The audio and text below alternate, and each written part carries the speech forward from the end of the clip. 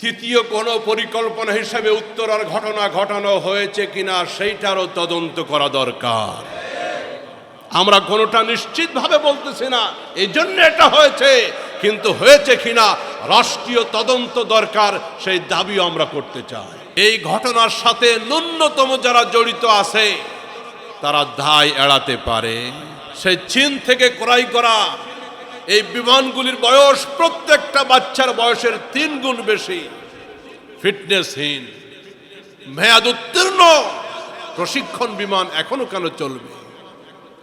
বিমান বাহিনীকে রাষ্ট্র কোটি কোটি কোটি কোটি টাকা দেয়, সেই টাকায় আজও পর্যন্ত কোনো মেয়াদ উত্তীর্ণ এই ফিটনেসবিহীন বিমান এখনো কোনো বাদ যায় না।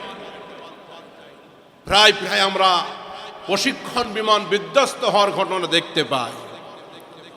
পাশাপাশি উত্তরার মতো জনবহুল একটি এলাকা,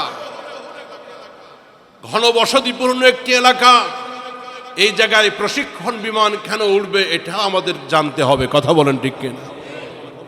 নিয়ম তো আছে, রাষ্ট্রীয়ভাবেই নিয়ম আছে যে প্রশিক্ষণ বিমান চলবে ফাঁকা জায়গায়, নদী এলাকায়, মাঠ এলাকায়, বিস্তীর্ণ যেখানে একেবারে খোলা জায়গা, জনবসতি না, এই রকমের জায়গায় প্রশিক্ষণ বিমান উঠবে।